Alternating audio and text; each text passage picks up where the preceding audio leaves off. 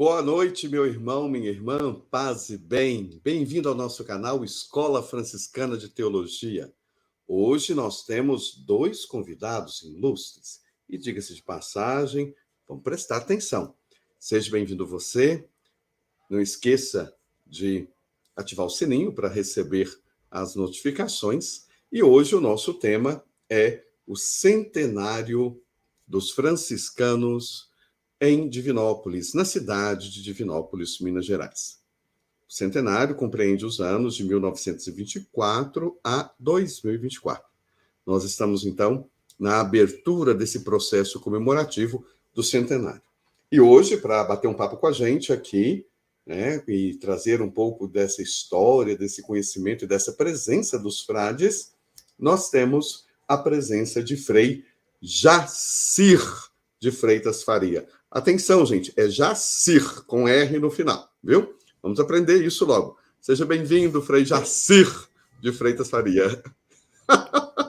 Bem-vindo, esse confrade moleque, vai lá. Frei Jacir é doutor em Teologia Bíblica pela Faculdade Jesuíta de Filosofia e Teologia, lá na FAG, no ano de 2018. Todo mundo já conhece, já sabe um pouco o perfil dele, mas vamos lembrar para você que está chegando agora e não conhece a gente. Ele também é especialista em literatura apócrifa, isso mesmo, lá do Segundo Testamento. Aqueles textos assim que a gente não tem tanto acesso a eles, esse homem aí tem e sabe explicar muito bem, viu? Então procure ele nas redes sociais, tá bom? Tem experiência na área da teologia e das ciências da religião, com ênfase na Bíblia, e assessora cursos da literatura bíblica para as comunidades e centros de formação para leigos nesse Brasil afora. Esse, então, é o Frei Jacir, que já está conosco. O segundo convidado é o Anísio Fonseca de Azevedo. Seja bem-vindo à sala, Anísio. Tome o seu lugar. Boa noite, paz e bem. O Anísio, ele atua na paróquia Santo Antônio, paz e bem, desde os meados da década de 1980. Ele foi sacristão, começou assim. Bate o sino, sacristão. Esteve no seminário em Santos Dumont entre 87 e 90. Foi também secretário da paróquia e, em seguida, ele foi transferido para a Escola Profissional São Francisco de Assis como diretor e depois coordenador das obras sociais.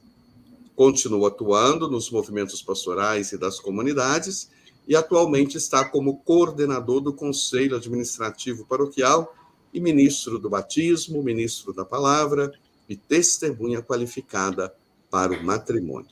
Além disso, é candidato ao diaconato permanente, um serviço belíssimo da Igreja, da Diocese de Divinópolis, tendo concluído o curso de Teologia no ano de 2022. Então, são esses os convidados para esta noite, que vão, então, nos brindar com esse conhecimento em torno desse tema instigante, o centenário, a presença centenária dos frades na cidade de Divinópolis, no Santuário Santo Antônio. Sejam bem-vindos. Com a palavra, então, o Frei Jacir, com R no final, que começa a explanar, então, as suas ideias e o seu pensamento.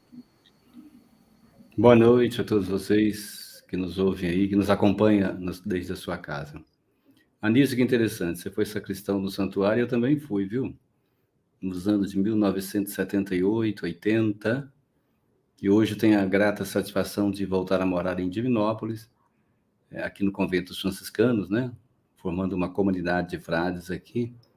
Estamos aqui em 16 frades morando nessa casa, nesse convento, e a grata satisfação de poder estar aqui para celebrar esses 100 anos da presença dos franciscanos aqui em Divinópolis, e não só em Divinópolis, mas na região toda do Centro-Oeste. Um carinho muito especial que a cidade tem para conosco, os frades que aqui estamos e estivemos, e da mesma forma nós por este rincão do Centro-Oeste das Minas Gerais. Então, falar dessa presença de franciscanos é falar da presença na história. Vou pedir a Sara que faça a projeção.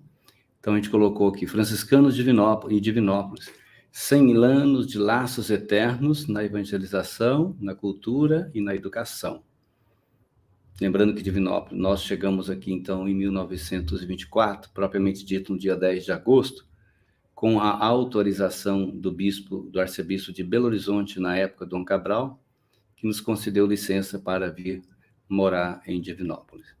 E a nossa presença aqui, Divinópolis, com esse tempo todo, né, hoje já é uma cidade de seus 250 mil habitantes, naquela época era uma cidade muito pequena, e ela vai crescer, ela estava como sendo uma cidade pujante já, na perspectiva da industrialização, que a cidade se tornou cidade em 1912, né, como Divinópolis, a cidade do divino, e aí, nessa formação da cidade, aqui já estava a rede ferroviária federal, que continua até hoje aqui, é da Vale, que conserta trens, né, para toda a América Latina.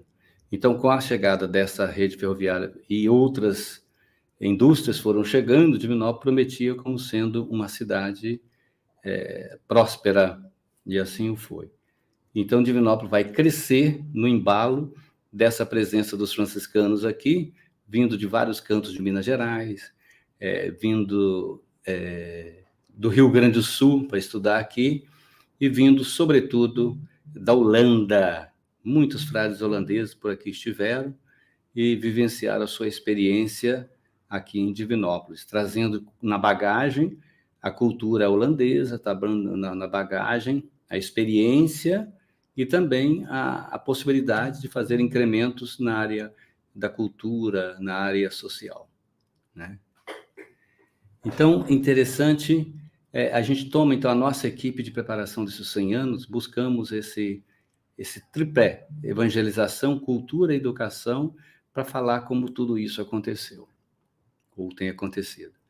E eu diria o seguinte, que nós podemos falar que a presença dos franciscanos em Divinópolis, do ponto de vista estrutural, a se destacar que aqui foi a sede do comissariado. O que seria isso?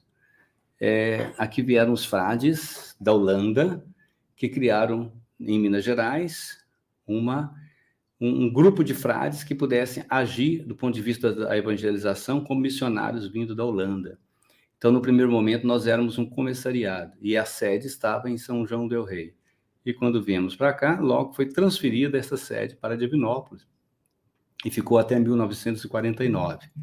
E depois também a Cúria Provincial. O que significa isso? É a sede da nossa província, onde tem o governo, hoje está em Belo Horizonte, mas ela ficou aqui também desde 1949 até 1959, quando criou, então, a província Santa Cruz, da qual nós fazemos parte hoje, e aqui ainda ficou a sede. E outro ponto de vista estrutural foi que quando os frades chegam aqui, em 1924, logo em seguida vem a decisão de criar aqui dentro um seminário menor, ou colégio seráfico, para receber meninos de 10, 11 anos que vinham estudar. E depois isso chega também em 1931 com a criação do curso de teologia, o que fomos chamado teologado, que ficou aqui até 1968. Então, essa questão da educação marca o início, os primórdios da nossa chegada aqui. Nesse 1931, o colégio seráfico deixa de existir e ele passa, então, a ser curso de teologia. O seminário menor vai lá para Taquari, no sul do Brasil, e depois aqui fica sendo o curso de teologia. Isso vai até 1968, quando é transferido para Belo Horizonte. E a outra tríplice perspectiva é essa que a gente falamos, do cristianismo, da evangelização, da educação, da cultura. Eu diria, na evangelização, a gente vai da defesa do catolicismo à ação social. A Anísio está conosco, vai focar bem essa questão da ação social, da presença franciscana aqui em Divinópolis, até os dias de hoje. Então, a defesa do catolicismo, como se deu isso? Vou explicar daqui a pouco. Então, da educação, do colégio, né? A Centro de Formação Teológica do Brasil, década de 50, Divinópolis era reconhecida como Centro Teológico do Brasil. E da cultura, na questão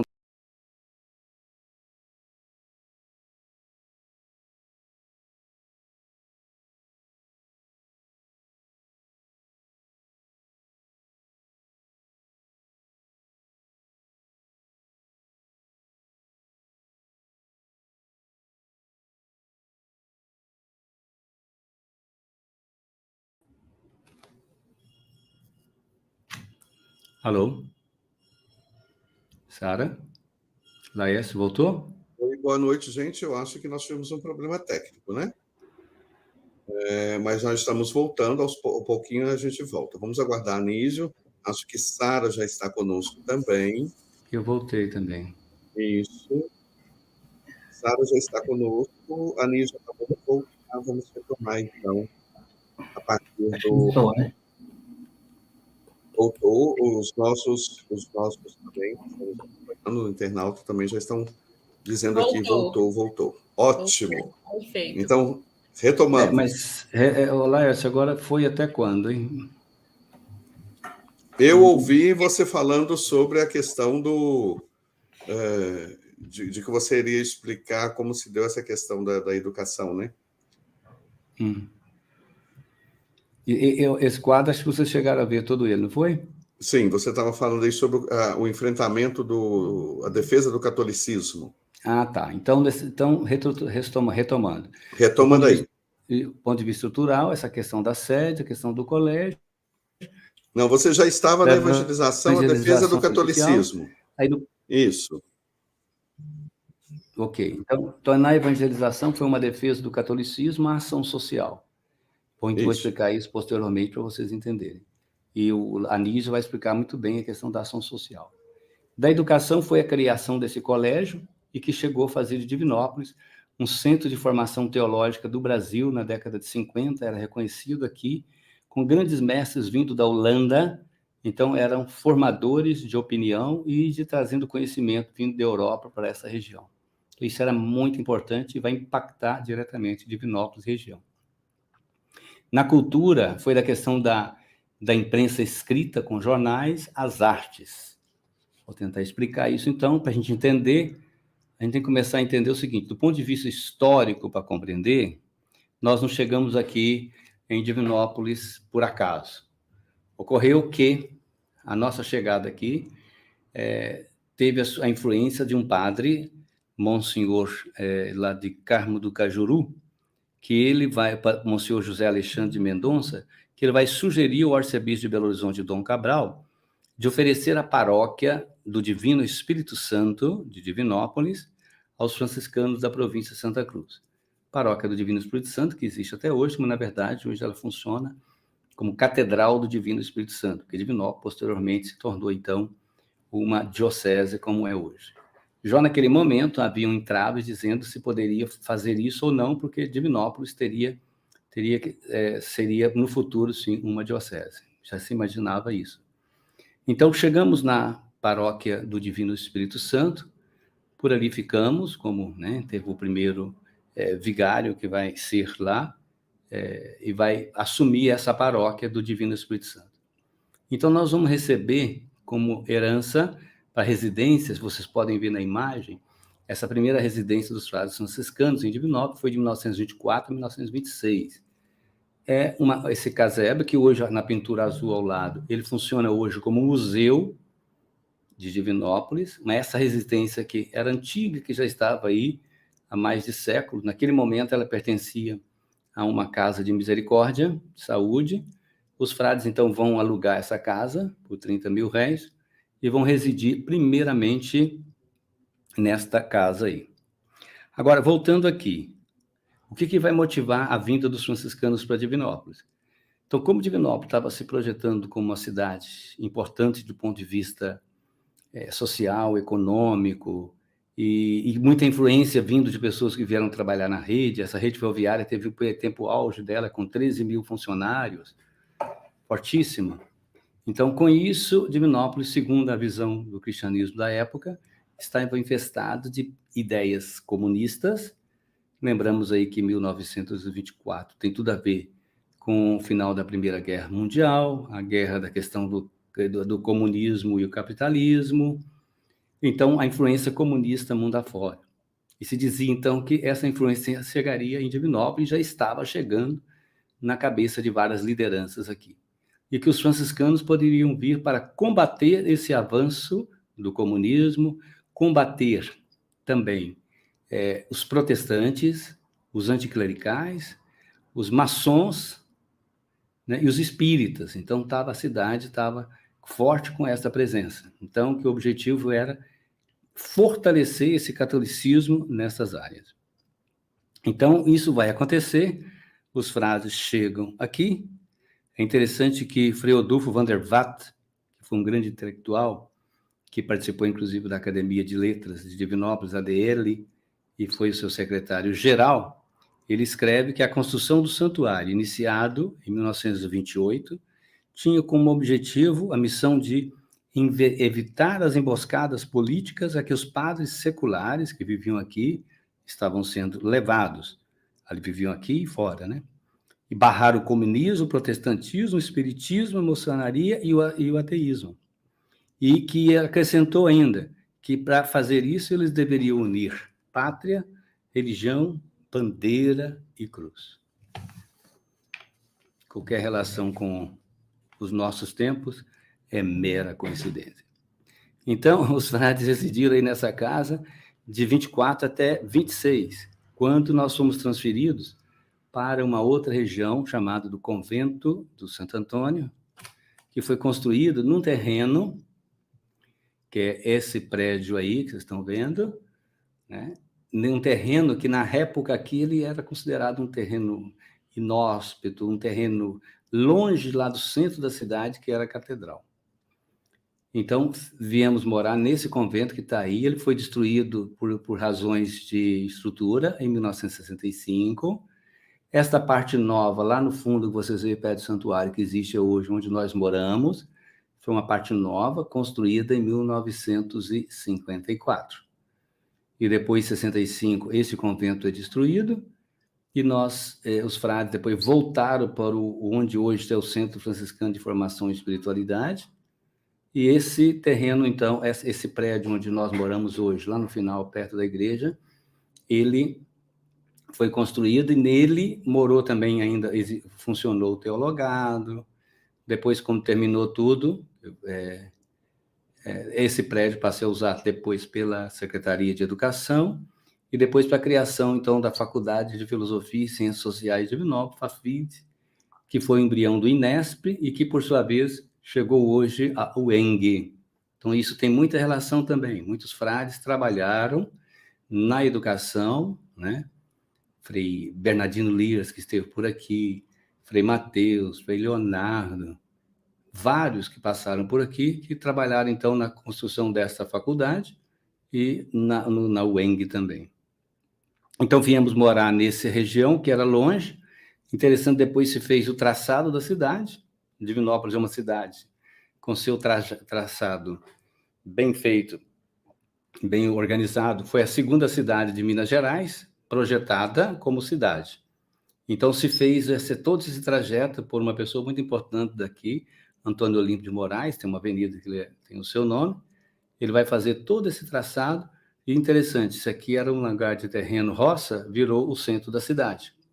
Diz que na época, então, que até havia rixa de quem morava daquele lado lá da catedral e a turma que morava do lado de cá. E hoje o centro da cidade está todo aqui. Então, o primeiro pároco de Divinópolis foi o Frei Hilário Berrai, né? E ele, então, coordenou a construção da Capela Santo Antônio, primeiramente, que hoje é onde é a casa paroquial, e ela foi inaugurada em 7 de setembro de 1927. Esse Frei Hilário foi muito dedicado às construções, né? Aí na imagem vocês podem ver a construção do santuário. Mais tarde também construiu a Capela Santa Cruz, que existe até hoje ainda. Então, essa história vai ser repleta destas construções, né? A construção do santuário iniciou em 28, terminou em 1934. Né? Junto, em 32, foi construída a atual Igreja da Imaculada Conceição, que foi inaugurada em 1932. Né? E o primeiro pároco, marcou muito a cidade, foi Frei Metelo. Então, em 1934, foi fundido nas oficinas da rede ferroviária, doado pelo então governador de Minas Gerais, Benedito Valadares, esse que deu nome à praça que tem ao lado do santuário, que é a Praça Benedito Valadares. Então, ele deu o sino que foi da igreja, né? E interessante aqui que a cidade, nessa época, estava num franco crescimento, né? Religioso e moral. E dizia eles, a única coisa que atrapalhava era o espiritismo que tinha acabado de construir mais um templo. O povo era muito devoto, gostava de muitas barraquinhas nas festas de Santo Antônio e São Francisco. A Semana Santa, dizia, era animada, no santuário havia muitas ordenações presbiterais. Vai surgindo, então, muitas organizações sociais, políticas. Olha, interessante a foto que vocês estão vendo aí. Nós somos a igreja. Então, isso na década de 30, quando eles saem em defesa dos frades, né? Quando foram atacados. Outro, uma missão que também tinha lá livros históricos, ali achei interessante a ligação com a Bíblia. Você foi na comunidade de São Geraldo, que é outra capela da paróquia até hoje. Então, é interessante essas manifestações populares. Diz que no dia da inauguração da cruz, da Torre do Santuário, né, em 1936, o povo, juntamente com os frades, fizeram uma grande festa na praça pela vitória da Liga Eleitoral Católica nas eleições municipais, quando o perdedor foi o partido de Pedro X Gontijo. Essa pessoa foi muito importante aqui. E ele era apoiado pelos anticlericais, que se utilizavam, então, de muitas falsificações e fraudes nas eleições, fizeram uso disso, né? E o cronista da época vai escrever que o povo podia respirar em paz naquele momento, porque a Liga Católica tinha vencido. Interessante, esse anticlericalismo, então, era muito forte. Esse Chico Doido fez muita história na cidade. Ele vai dizer, uma certa época também, que se ele se tornasse prefeito, Divinópolis seria um teatro, um cinema. Olha que interessante. Anticlericais, tem umas histórias também que diz que não tinha um anticlerical tão forte contra os frades e tudo mais, e que um dos frades defendeu esse anticlerical, que o povo estava a ponto de atirá-lo nas águas do rio Tapsirica, na ponte do Niterói. E ele, então, impede que isso aconteça. Essa atuação foi interessante aqui da presença dos frades, porque ela não ficou somente em Divinópolis, né? Toda a região, Carmo do Cajuru, São Gonçalo, Santo Antônio do Monte, Marilândia, São Sebastião do Oeste, todos eles, Ermida, né? Muitas paróquias aqui, a paróquia da igreja, a paróquia São Cristóvão, Nossa Senhora da Guia, tudo esteve ligado, Senhor Bom Jesus, sempre esteve ligado aqui aos frades. Ainda também, evidentemente, as congregações religiosas femininas que se estabeleceram em Divinópolis após a chegada dos frades. E sempre tiveram também essa relação, né, com os frades. Então, esta presença foi muito importante do ponto de vista social também, dentro da rede, uma presença de defesa, de fato, do catolicismo, sem uma dimensão social estabelecida nas primeiras décadas. Isto foi avançando com o passar do tempo, né, que foi crescendo essa ideia de uma ação mais social. Mas até ali, ainda na década de 60, isso vai ser muito forte, a defesa do catolicismo a partir da nossa presença. E com algumas frases que vão destoando disso ao longo dos anos.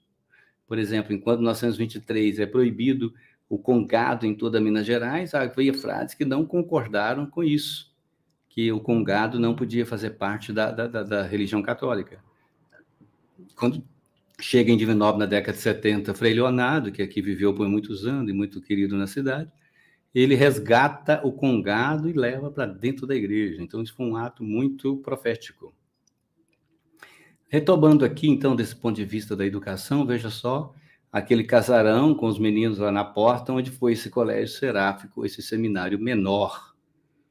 Então, menor de 1925 a 1931, e depois a teologia, ou teologado, que fez aqui. Lembrando, naquela época, o seminário, os meninos iam muito pequenos, né, para ficar lá. E junto com do ponto de vista da educação, se criou também dentro do convento é uma grande biblioteca, né? Que ela ficou aqui até nas últimas décadas aí, chegou a 28 mil livros, 800 obras raras presentes aqui. Então, esta, do ponto de vista da cultura aqui também. Do ponto de vista da cultura, que a gente pode dizer também aqui, a Divinópolis foi criado um jornal que chamou A Semana. E esse jornal A Semana, ele existiu até 1984, e ele era um jornal com artigos, com escritas, e um grande formador de opinião aqui na cidade. Então, essa presença fez com que formasse a opinião pública. Esse jornal marcou dentro dele, eu coloquei um chamado aí, Bombas do Rafa, era um tal de Frei Rafael, que morreu em 1976. Ele tinha uma coluna de defesa intransigente do cristianismo, do catolicismo, e atacavam todas as lideranças da cidade, né? E assim por diante, e as pessoas que não estavam ligadas ao catolicismo, que não frequentavam como devia, não vivenciavam como devia a fé. Então, ele imaginou essa ideia, isso foi logo depois da guerra, né? Então, bomba seria, ele deixou escrito isso, que bomba seria uma coisa positiva ou negativa, Rafa seria imaginário de um helicóptero que soltava as bombas, e essas bombas seriam positivas ou negativas. Então, diz que todo mundo esperava essas bombas que vinham do jornal do Rafa, e com muita discussão em torno a isso. E ele escreve isso claramente, dizendo que ele foi importante nessa construção do pensamento. Então, e junto com esta Jornal A Semana, nós tivemos também, dentro aqui, o jornalzinho Santuário de Santo Antônio, que foi muito importante. Ele é uma revista, ele atraiu muita gente aqui para o santuário, né, grupos que viajavam de todas Minas Gerais para fazer presença no Santuário de Santo Antônio. Então, este foi importantíssimo como ação, então, da presença escrita, que vai chegar às artes, né? Que vai pegar, por exemplo, corais, muitos corais nasceram aqui dentro do santuário, né? Junto com os frades, vários corais, o teatro, cinema, olha, Cine Teatro Santo Antônio, foi criado em 1946, antes já tinha sido criado um outro. Isso vai marcar muito interessante também. Então, os freis trazem, está vendo aí a imagem, uma máquina tá rodando filmes, né? E passava em um teatro que ele acomodava 800 pessoas, então era grandioso para aquela época, né? E isso ficou por muito tempo. Claro que do ponto de vista do moralismo, não se deixava passar filmes que não eram condizentes. Depois, esse teatro, o cinema que não funcionou por muito tempo, depois virou somente teatro, mas os freis, por exemplo, vocês estão vendo uma reunião de uma foto antiga ali, eles pegavam os filmes que saíam a nível nacional, internacional, e fazia toda uma análise primeira e proibia severamente os católicos de assistirem esses filmes. Aliás, naquela época era tudo assim, né? Eu ouvi testemunho dizendo da questão das ligas de Maria, tinha os masculinos e o feminino, e os homens iam para a praça, ia para o carnaval na rua, na Avenida 1º de Junho, para ver se as mulheres estavam lá. E se estivessem, denunciavam para os freis, e essas mulheres ficavam proibidas, por exemplo, de receber a comunhão. Então, isso era uma tentativa, né, de impor um catolicismo muito forte. Então, isso aí das artes foi muito importante. Vai ter também as pinturas do Santuário de Santo Antônio, de 1949, quando fez 25 anos, nós estávamos aqui. Tiveram todo o maior cuidado de trazer um frade da Holanda, Frei Rodolfo Randag, que vai fazer essas pinturas que são tombadas hoje, são esplêndidas. Quem visitar o santuário pode conhecer, não só no fundo, mas nas laterais. Então, foram pinturas maravilhosas que marcaram a arte e a cultura aqui em nossa cidade. né? Como eu já tinha dito também na questão da... Então, esse teatro, ele funcionava onde hoje, atualmente, o Colégio Roberto Carneiro. Foi palco de apresentações artísticas como teatro, opereta, drama, comédia, oratórias, né? Muito forte. Nessa questão dos corais, da música, não vale ressaltar aqui a presença de Frei Joel, que aqui viveu por muito tempo e agora continua vivendo lá em Belo Horizonte, com seus corais, chegou a gravar disco. Então, foi formando uma cultura muito forte do ponto de vista da cultura, sem também dizer essa questão da pastoral rural. Frei Bernardino, um grande intelectual que esteve por aqui, viveu muitos anos, ele ia para as roças, aí tem uma foto dele de hábito encostado lá no jipe, diz que ia com essas pessoas para a evangelização nas roças, e levar, olha a ideia interessante, levar o pessoal da saúde junto, e lá ensinava o povo as regras mínimas para a sobrevivência, para a higiene, por exemplo. Diz que ele, então, por exemplo, ele fez campanha de levar filtro para todas as pessoas na roça, distribuiu esses filtros. Depois de um tempo, voltou, fizeram os exames de novo de verminose, não tinha mudado nada. Aí foi averiguar o que aconteceu, o povo disse, não, mas é porque demorava a passar água, nós tiramos aquele negócio que ficava lá dentro, que eram as velas, né? Mas essa preocupação, então, da ligação do religioso com a saúde e várias outras intuições que Bernardino teve também do ponto de vista da ação social, abrir as portas aqui do convento, por exemplo, para o sindicato dos metalúrgicos ter sua sede e assim por diante. Muitas questões, sindicato rural, muitas questões que foram favorecendo durante esse tempo de presença nossa aqui. Então, retomando e mostrando isso, e depois nós podemos voltar no bate-papo, resumindo, então, dessa atuação da evangelização, que vai dessa defesa a uma ação social. A educação, que chega com um simples colégio e faz aqui de Divinópolis um grande centro de referência a nível de Brasil, do ponto de vista da formação teológica, e isso, por sua vez, influencia nas faculdades, e muita gente estudou a partir daqui junto com os franciscanos, com bolsas e tudo mais. Aliás, o aluguel do prédio aqui era revestido tudo isso com bolsas de estudo para as pessoas. E que ressaltou hoje, Divinópolis é uma grande cidade universitária, não por menos, né? A Universidade Federal, a UENG, que está aqui, tem esse germe da presença franciscana. E na arte nem se fala, toda essa relação com o escrever, o canto, a cultura, tudo isso foi formando uma cidade que, inclusive, recebeu, quando fez 100 anos, o título de cidade do divino e também cidade franciscana. Eu vou fazer uma pausa aqui agora, que eu vou passar a palavra para o Anísio, e ele vai reforçar e dar uma visão geral para nós dessa atuação franciscana na questão social em Divinópolis. Boa noite, então, a todos, paz e bem. Falar das ações sociais, então, para que a gente possa falar dessas ações sociais promovidas pelos frades nesses 100 anos de caminhada pelas terras do divino, é preciso entender que a questão social não envolve apenas a assistência social. Às vezes a gente fica preso nessa questão achando que ação social, obra social é apenas a assistência, né, o assistencialismo. Não apenas, é tão importante quanto, mas outras atividades, né, se refletem na questão das ações sociais. E percebemos que todas as causas sociais sempre estiveram em pauta nas preocupações dos franciscanos desde sua chegada ao então Arraial do Espírito Santo em 1924, expondo sua concepção de justiça social e de organização política capazes de garantir um resgate moral e o funcionamento harmônico da sociedade.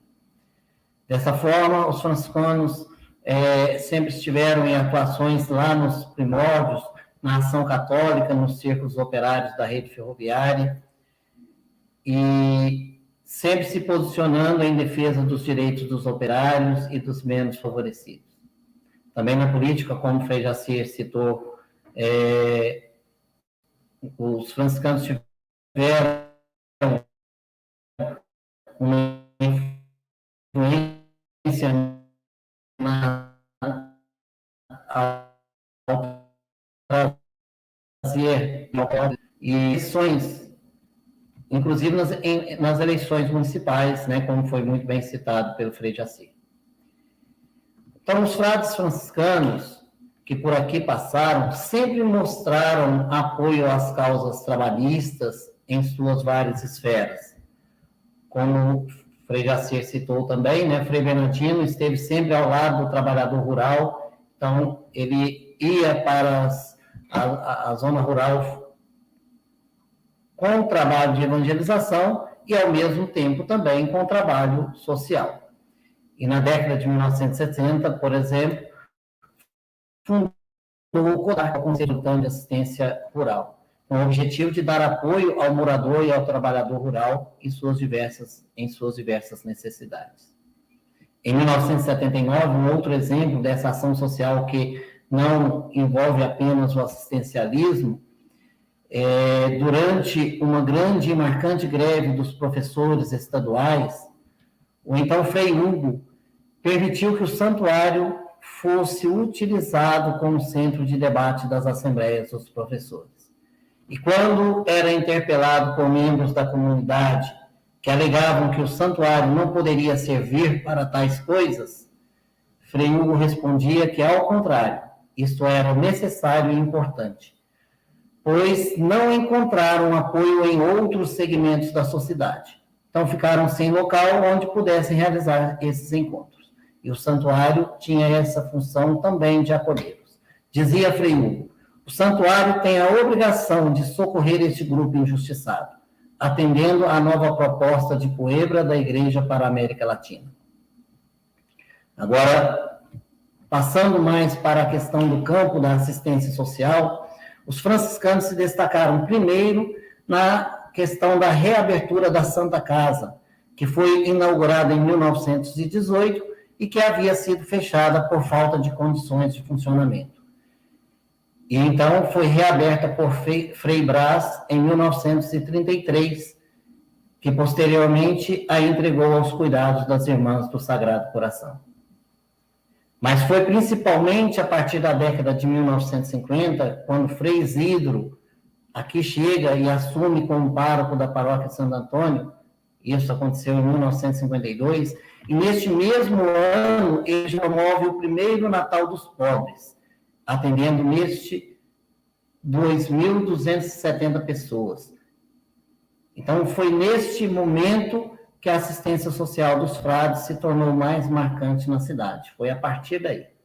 Frei Isidro, sempre preocupado com os pobres da cidade, implantou o programa Pão de Santo Antônio, pelo qual oferecia pão aos pobres toda terça-feira na porta do convento.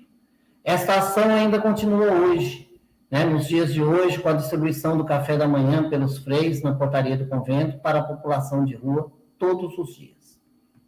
Em 1956, iniciou-se a construção do que seria o orfanato Jardim das Meninas dos Santos Anjos, mas que depois se concretizou como Escola Vocacional São Francisco de Assis, e mais tarde passou a se chamar Escola Profissional São Francisco de Assis.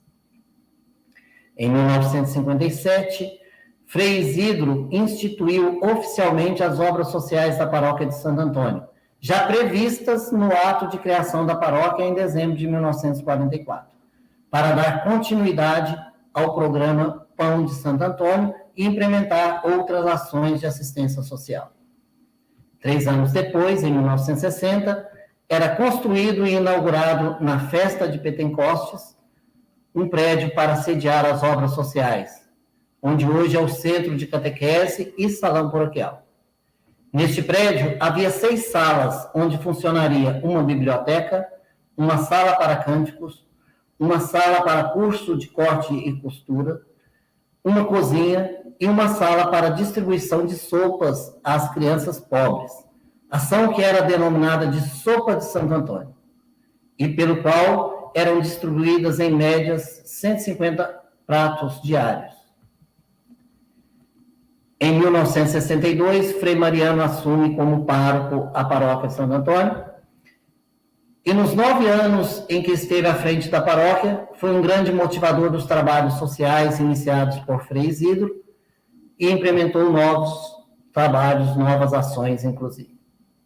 Ainda em 1962, ano da sua chegada, foi construída uma casa que ficou conhecida como Casa de Dona Joaninha, e que serviu como pensão para o assim chamado pequeno trabalhador desamparado. Ou seja, a pessoa que vinha trabalhar na cidade e não tinha onde ficar. Essa casa o acolhia. Com o tempo, foram surgindo novas ações, como o Lactário, que chegou a atender mais de 120 crianças e mães com fornecimento de leite, roupa e assistências médica e dentária.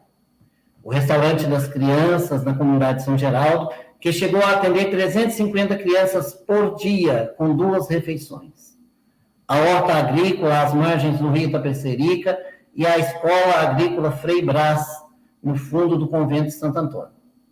Nessa escola, as crianças e adolescentes aprendiam sobre o cultivo de diversas culturas e depois iam para o restaurante São Geraldo para tomar suas refeições. Vale ainda destacar, também nesse período, ainda com Frei Mariano, a criação da Agência de Empregadas Santa Zita. Para quem não sabe, Santa Zita é a padroeira dos empregados e empregadas domésticas. Então, a Agência de Empregadas Santa Zita promovia treinamento para as mães das crianças atendidas nas creches e outras interessadas e as encaminhavam a empregos em casas de família da sociedade vinopolitana.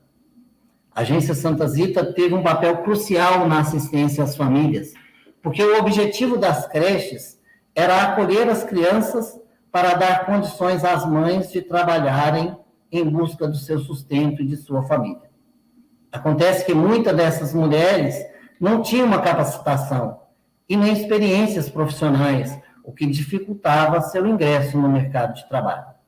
Dessa forma, a creche acolhia as crianças, promovia a capacitação das mães e as encaminhava ao mercado de trabalho, fechando o ciclo.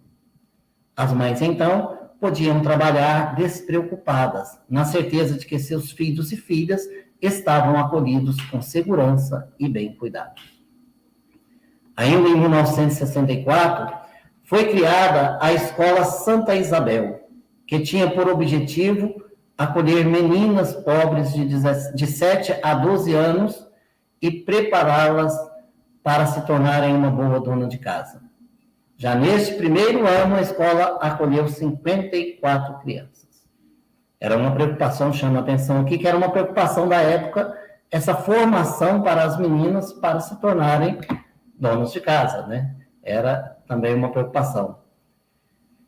Em 1966, a JUFRA, Juventude Franciscana, iniciou um trabalho na Lajinha, um trabalho de acolher as pessoas, de evangelização, de ajudar mesmo, né, de uma ajuda social. A Lajinha, onde hoje é o Alto São João de Deus.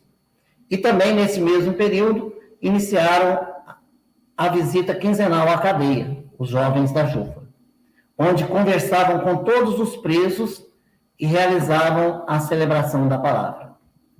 Nessa ação, Frei Mariano e os outros freis também iam de tempos em tempos para atender aos presos e celebrar com eles a Eucaristia. A fim de manter financeiramente as obras sociais e de ser um lugar de encontros da família, Frei Mariano criou a churrascaria Mangueira e terminou as obras do salão paroquial, onde passou a promover bailes. Em 1968, por iniciativa também de Frei Mariano, foi criada a ADAP, Aliança Divinopolitana de Assistência e Promoção. A proposta era de concentrar todas as forças da cidade, autoridades civis, autoridades religiosas das diversas religiões presentes na cidade, os clubes de serviços diversos que aqui existiam, os grandes empresários e outros setores da sociedade, em volta do problema da mendicância, que estava em amplo crescimento. A ideia inicial era oferecer diariamente almoço e jantar à população de rua e pobres em restaurantes na Lajinha e mais tarde também no bairro Afonso Pena.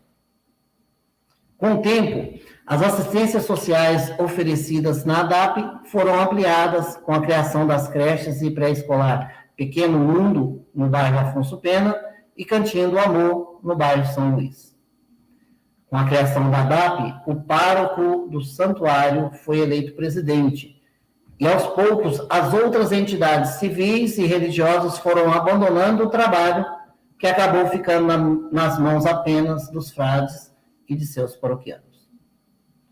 Em 1971, Frei Patrício assume a paróquia e, consequentemente, as obras sociais e ADAP, dando continuidade aos trabalhos de seus antecessores.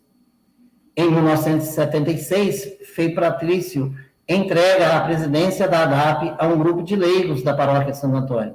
O primeiro presidente leigo foi o César Camargo. Logo depois de Frei Patrício, vem Frei Hugo.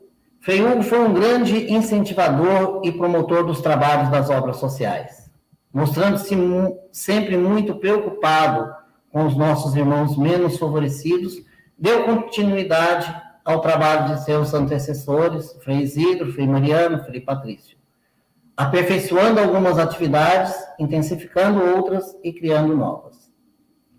Frei Hugo, logo no primeiro ano em que chegou a Divinópolis, já planejava a criação de várias creches na cidade, após perceber que muitas mães não tinham onde deixar suas crianças e muitas das vezes acabavam por deixá-las sozinhas em casa ao sair em busca do sustento da família.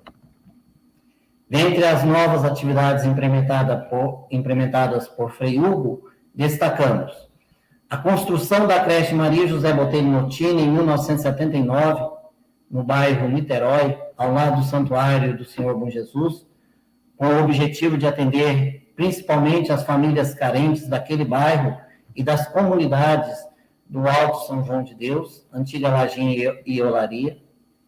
No ano seguinte, era inaugurada mais uma creche, a creche Dona Francisca Moreira da Silva, no bairro Catalão, esta para atender as famílias carentes daquele bairro e redondezas.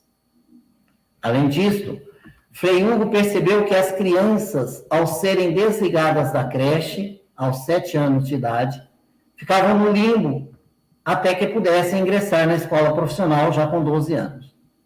Assim, criou um núcleo de formação Dona Hermínia, que acolhia essas crianças no contraturno escolar, promovendo uma formação humana e reforço nas atividades escolares. Dessa forma, as crianças eram atendidas em todas as faixas etárias, desde o nascimento nos berçários das creches até os 18 anos, quando eram desligadas da escola profissional, já com diplomas de 2 ou mais cursos profissionalizantes, e muitas das vezes já eram encaminhadas para um emprego. E não são poucas as vezes que encontramos os jovens que por ali passou e se sentem muito agradecidos aos frades, alegando que sua vida poderia ter sido muito diferente, não para melhor, se não fosse o amparo social recebido por parte dos franciscanos. Em 1978, a Escola Profissional São Francisco de Assis passou por uma grande reforma para oferecer, em parceria com os poderes públicos, além dos cursos profissionalizantes, a formação acadêmica de educação básica, o antigo primeiro grau, hoje chamado de ensino fundamental. Dessa forma, o adolescente chegava à escola às 7 horas da manhã, tomava café e ia para o estudo regular ou para a formação profissional. No fim da manhã, almoçavam, e aqueles que cursaram pela manhã o ensino regular ia para a formação profissional e vice-versa. Por vezes vieram personalidades de outras cidades e até mesmo de outros estados para conhecer o trabalho desenvolvido na escola profissional, que era considerado modelo.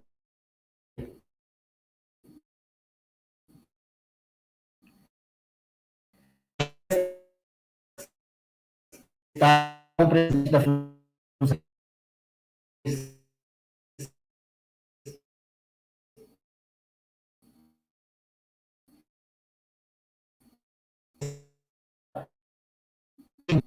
era executado.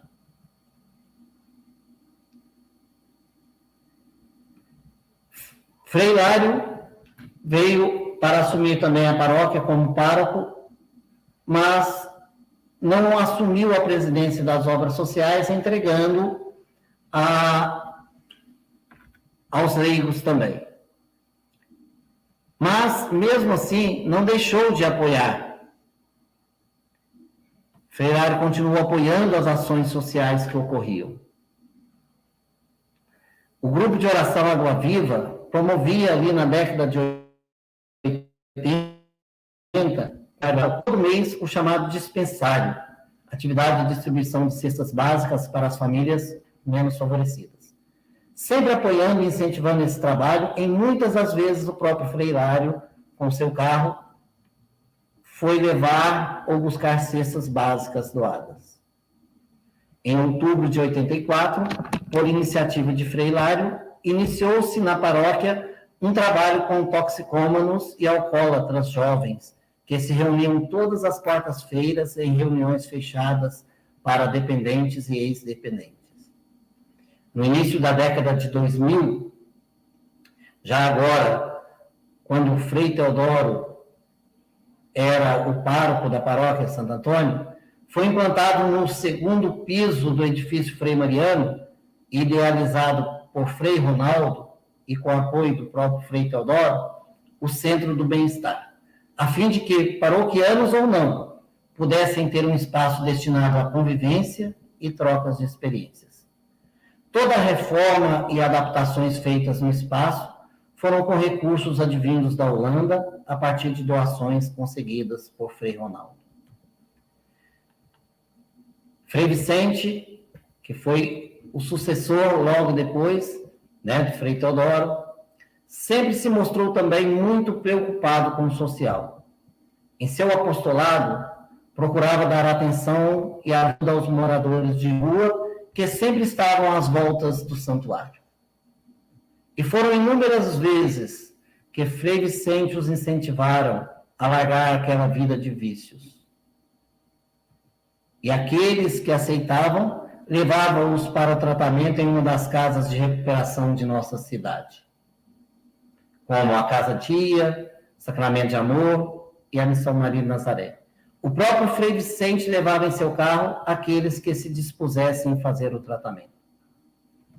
Hoje, as obras sociais realizam empréstimos de equipamentos hospitalares às pessoas que necessitam e distribuem cestas básicas às famílias carentes. Ainda está em fase de finalização a reforma e adaptação do prédio onde funcionava a creche Dona Francisca Moreira, na Rua Lagoas, para ali funcionar um centro de apoio ao sem-teto e imigrante. Já está em fase de acabamento essa reforma. Durante a pandemia, fez-se necessária a interrupção das atividades do Centro do Bem-Estar, que ainda não foi reaberto, mas já está sendo articulada a sua reabertura. Então, desta forma, atualmente, o trabalho social dos franciscanos em destaque aqui na Cidade do Divino ocorre no Centro Franciscano de Formação e Cultura, localizado no antigo prédio do convento, a Rua Minas Gerais, esquina com a Avenida 21 de Abril, onde funcionam os projetos como biodança, dança circular, dança de rua e atendimentos psicológicos com valores sociais. Ali funciona também a Educar Minas, que é uma rede de cursinhos pré-vestibulares comunitária, fundada em 2000 e que segue as reflexões dos movimentos negros e antirracistas. O Centro Franciscano, juntamente com alguns professores voluntários, é responsável pelo núcleo Forcer, que tem por objetivo inserir e garantir a permanência das populações negras, indígenas, migrantes, LGBTQIAP+, e das camadas populares nas universidades. As aulas acontecem sempre de segunda a sexta-feira, das 18h15 às 21h50. Com os frades franciscanos, então, que aqui deixam a sua marca, descobrimos uma nova face da igreja. Uma igreja em que todos, padres e leigos, são corresponsáveis para atender às necessidades do mundo em que vivemos. Uma igreja como quer o Papa Francisco, em saída, para se pôr a serviço do povo de Deus em marcha, em especial dos menos favorecidos. Muito obrigado.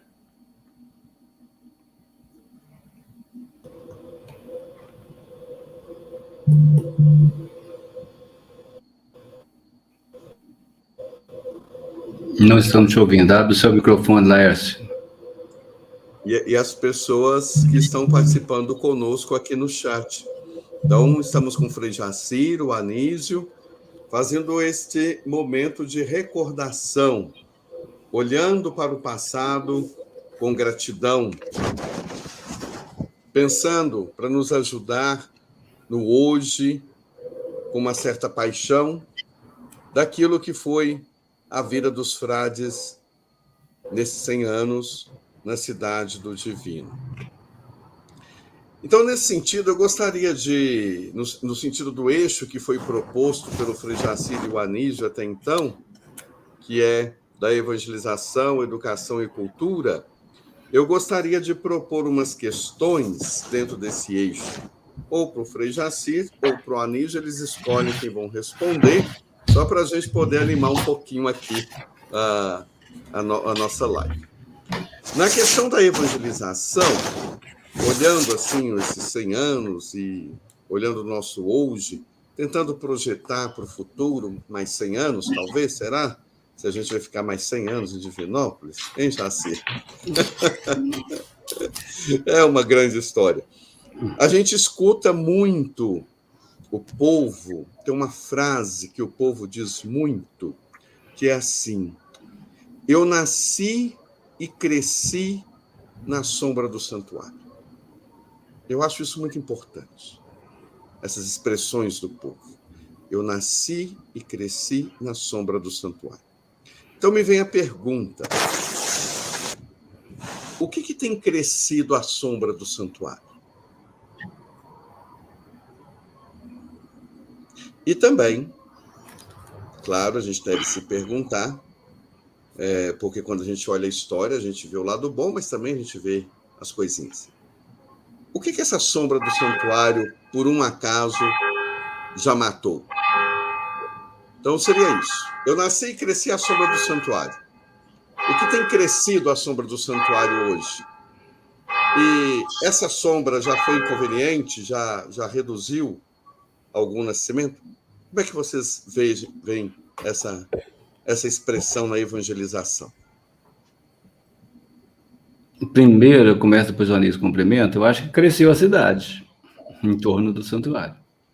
Quando se fala santuário hoje, aqui tem vários santuários. Nossa Senhora da Aparecida, Frei Galvão, não sei o quê. Mas quando você fala a palavra santuário em Divinópolis, é o santuário dos franciscanos. Não precisa nem falar, acho que paróquia Santo Antônio não é tão nem conhecido. Onde você é? Sou do santuário.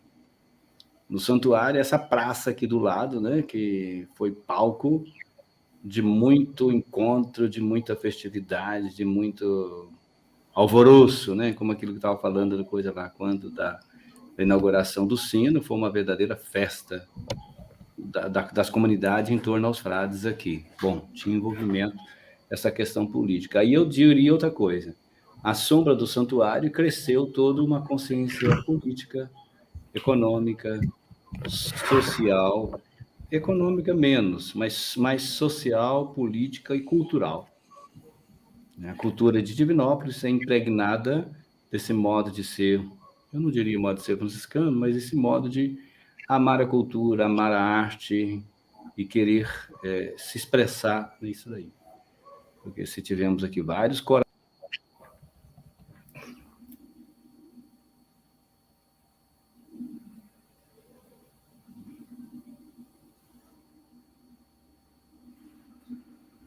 Eu acho que caiu aqui, Anísio, para o Frei Laércio e para o Frei Jacir.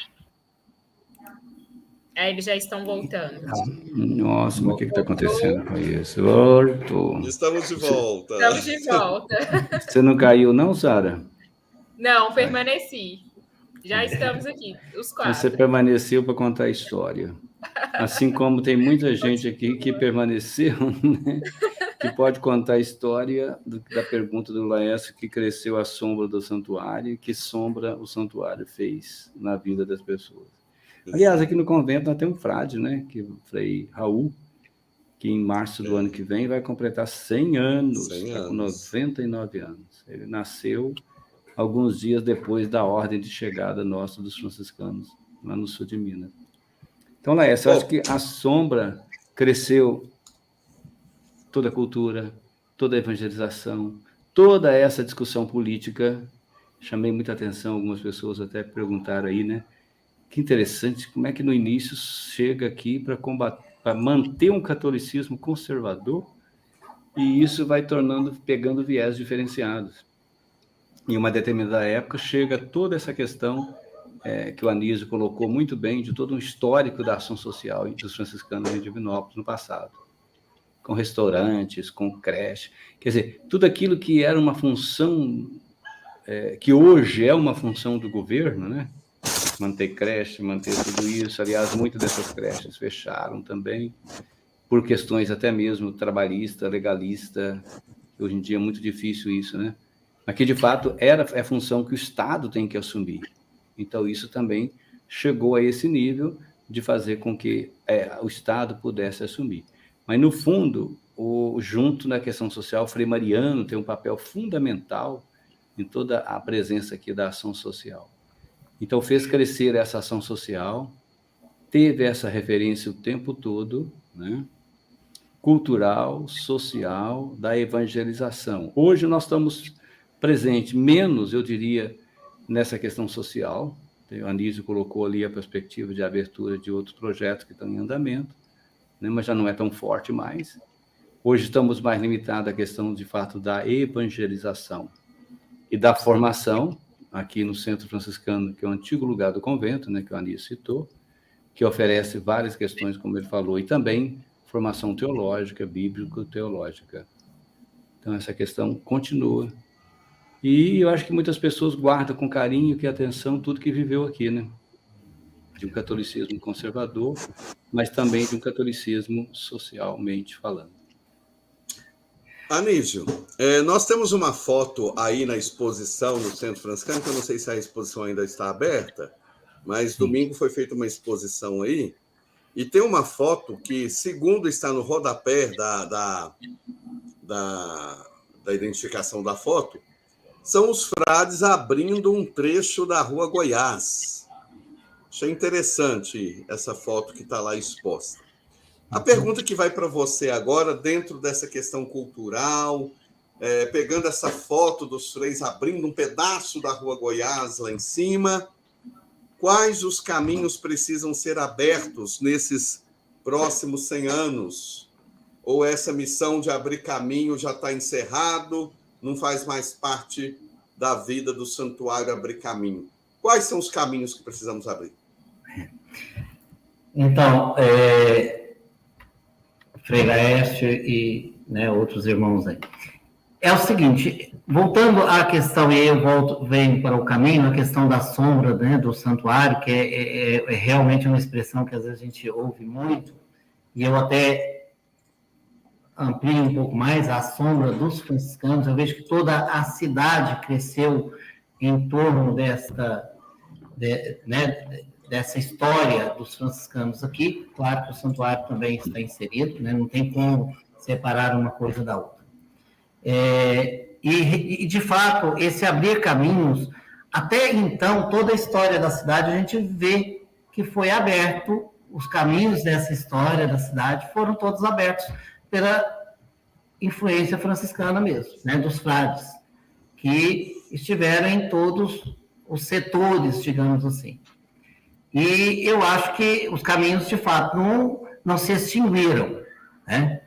Às vezes os caminhos vão se tornando outros, não surgem os pontos de convergências.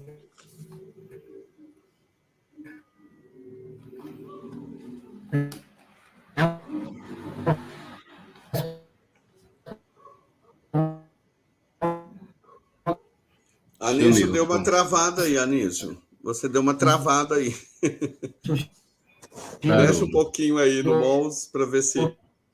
O caminho dele não está conseguindo ir para frente, não. Atolou o caminhão lá na Rua Goiás. Bom, então, enquanto o Anísio se ajeita lá, eu vou voltar para o Frei Jaci. Frei Jaci, veja bem. Enquanto Anísio voltou? Voltei. Anísio, ótimo. Você tinha dado uma travada. Eu acho que a sua carroça tinha atolado na Rua Goiás.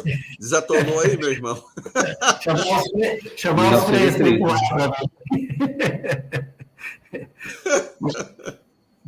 Mas aqui...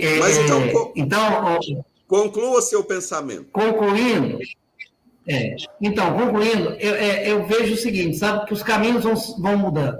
Quando a gente fala aí a questão de que hoje as obras, das ações sociais não são tão fortes, digamos assim, né, principalmente no âmbito das obras sociais da paróquia, também foi justamente por conta desses caminhos que foram abertos.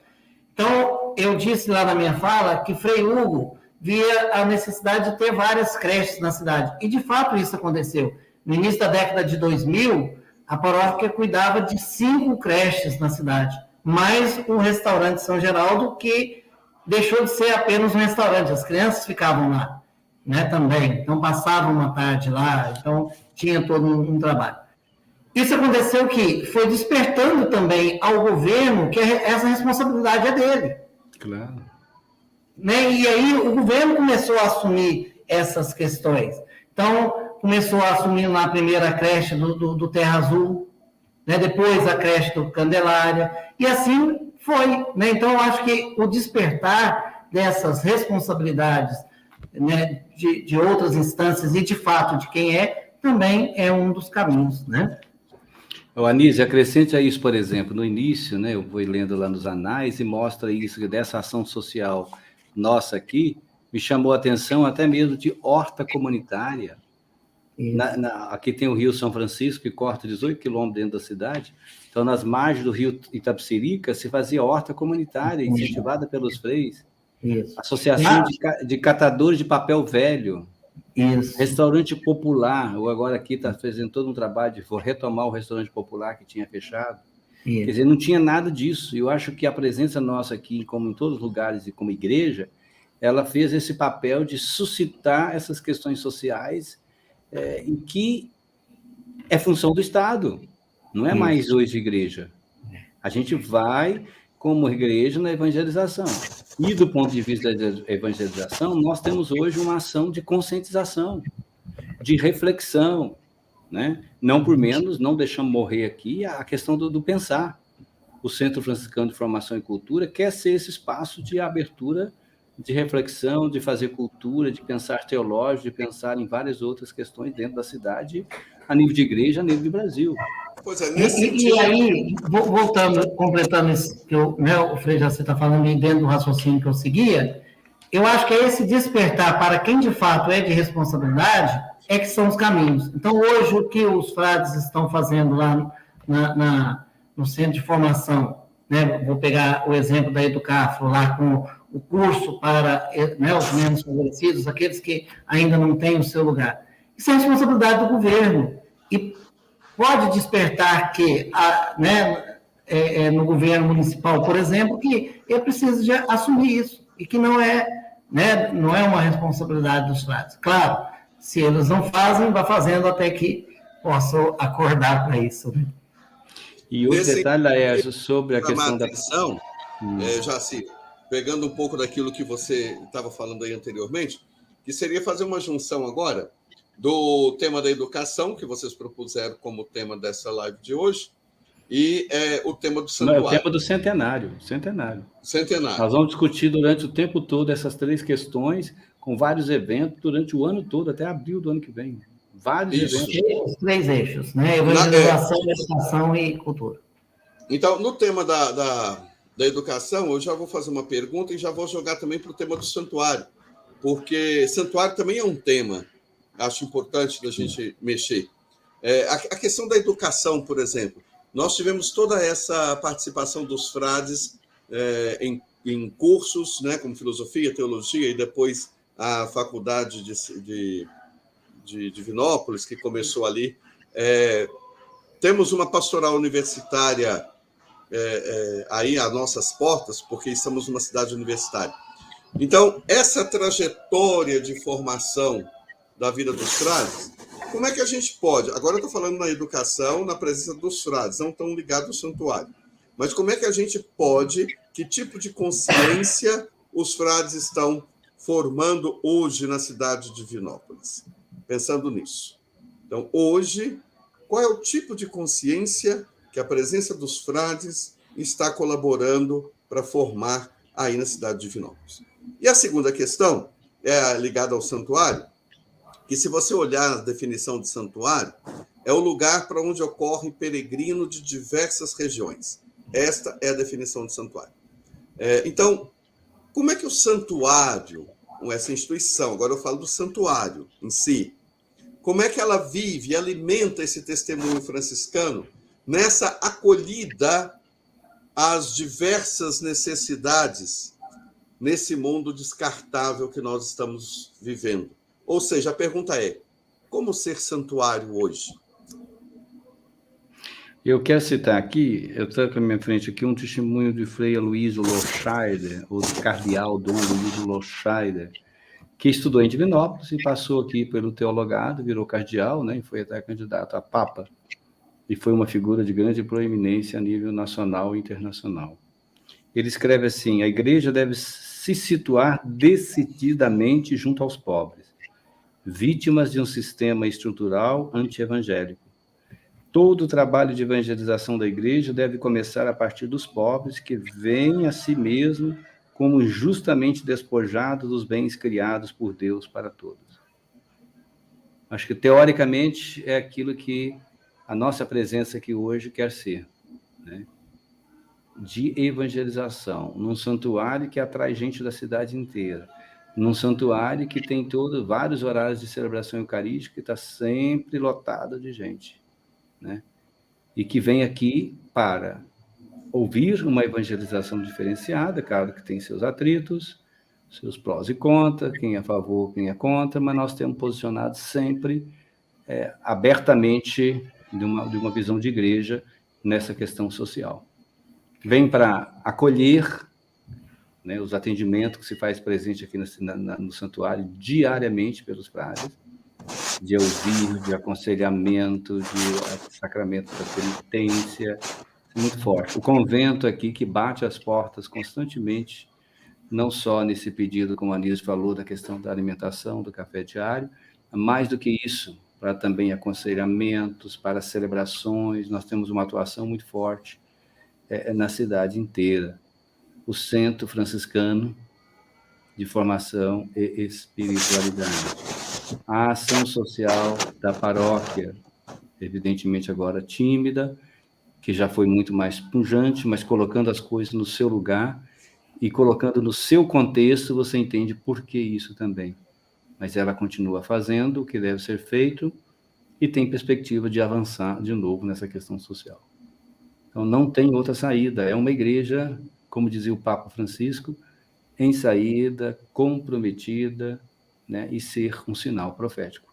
Enfrentamos dificuldades? Enfrentamos. Mas já vista recentemente, no período político-eleitoral, uma polarização muito grande, né, dessa questão, não vamos entrar em detalhe, em mérito aqui, mas o santuário foi um ponto de referência em toda a região por causa do posicionamento dos reis. Contra, a favor. Contra, a favor. Aliás, o Brasil inteiro, nesse sentido, teve essa dificuldade de convivência. Então, acho que nós não podemos perder esse viés e resgatar, né, toda essa presença nossa evangelizadora social. O santuário, né, ele antigamente tinha ainda aquela característica de santuário enquanto romarias, porque eu tinha comunidades próximas, né, tudo. Então, assim, às vezes até alugava um ônibus, uma jardineira, umas coisas assim, para poder vir, né, de lugares distantes para o santuário como uma romaria mesmo. Hoje a característica, mas não deixa de ser santuário, que acolhe pessoas advindas de todos, né, os lugares. Principalmente no atendimento dos frades, que é todo dia e é lotada, né? Então, assim, continua sendo aquele santuário, aquele espaço de acolhimento dos fiéis. Muito bem. Olha, nós estamos atingindo aqui 1h15. Eu acho que a gente pode caminhar para as nossas considerações finais. Eu considero que a pergunta feita de Gelver, eu acho que é assim o nome, Gelver, qual a própria evangelização dos franciscanos, já demos uma resposta a essa pergunta. Caso não, a pessoa se manifeste aqui no nosso chat. Mas eu gostaria, então, da gente já ir encaminhando para os nossos finalmente, as palavras finais, Frei Jaci e do Anísio, já agradecendo imensamente a participação de todos que estão aqui na nossa live. Eu queria agradecer, né, e deixar o convite a todos vocês que estão de longe, de perto, que pudessem, na medida do possível, fazer presente conosco, né, presente ou online ou virtualmente, das comemorações desses 100 anos de presença franciscana nossa aqui em Divinópolis, na região. Com vários eventos que acontecerão durante esse ano, em várias perspectivas. Tivemos a abertura agora no dia 16, e ela vai dar continuidade nessas 3 áreas, atividades em parceria com a Associação a Academia Divinopolitana de Letra, com o ENG, com outras entidades aqui da cidade, que teremos vários eventos, né? E então deixar esse convite aberto e lembrar que conversar sobre isso, resgatar a memória, fazer desta memória, trazê-la para os nossos dias, é fazer aquilo que, né, a poeta maior da nossa cidade aqui, Adélia Prado, né, que, aliás, se intitulava, quando ela nasceu, como franciscana. A mãe dela foi uma grande incentivadora lá na comunidade de São Geraldo, né, do restaurante, e assim por diante. Ela tem aquela frase célebre: o que a memória ama, fica eterno.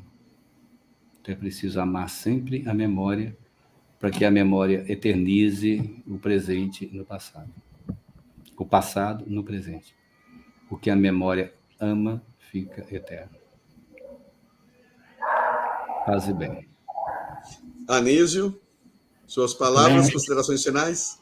Eu também quero agradecer, né, o convite, a oportunidade de poder estar também rememorando, né, todas essas ações dos franciscanos, essa história, essa linda história até hoje, né, nesses 100 anos aqui, pegando aí um pouquinho, quando até porque se a gente pegar lá do sentido da palavra, nós vamos ter que a memória atualiza as coisas, é o atualizar é que vai manter na eternidade dela também, né?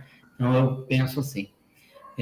Então, agradeço aí ao convite e a oportunidade da participação, né, nessa live, que é muito bom.